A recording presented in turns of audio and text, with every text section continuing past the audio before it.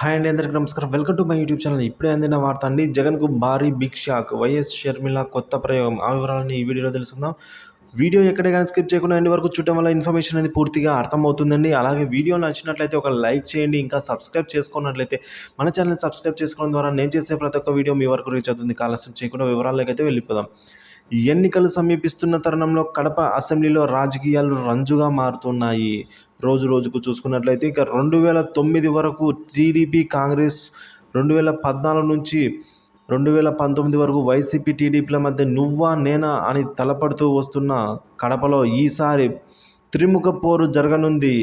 రాష్ట్ర విభజన పరిణామాలతో తుడిచిపెట్టుకుపోయినట్లు కనిపించిన కాంగ్రెస్ పార్టీ వైఎస్ షర్మిలతో ఒక్కసారిగా పీసీసీ ప్రెసిడెంట్ పగ్గాలు చేపట్టడంతో ఒక్కసారిగా మళ్ళీ కాంగ్రెస్ కడపలో పుంజుకుంటోంది.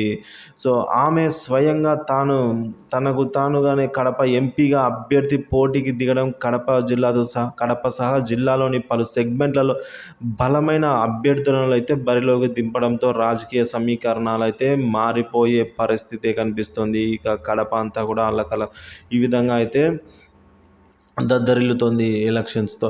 ఇక కడప పార్లమెంటు స్థానం నుంచి పీసీసీ అధ్యక్షురాలు వైఎస్ షర్మిల పోటీలో ఉండడంతో ఈ ఎన్నికల వల్ల ఆమె ప్రభావం అయితే గణనీయంగా ఉంటుందన్న అభిప్రాయం అయితే వ్యక్తమవుతోందండి. ఇక ఆ క్రమంలోని కడప అసెంబ్లీ స్థానం నుంచి మంచి పట్టున్న అభ్యర్థిని నిలబెడితే కాంగ్రెస్ నుంచి వైసీపీ వైపు మళ్ళీ ఓటర్లతో పాటుగా ప్రభుత్వ వ్యతిరేక ఓటు కొంత తమ వైపు తిప్పుకోవచ్చని అయితే వ్యూహాత్మకంగా పావులు కదిపిన కాంగ్రెస్ పార్టీ ఇప్పుడు పావులు కదిపే సక్సెస్ అయ్యిందని అయితే చెప్పుకోవచ్చు.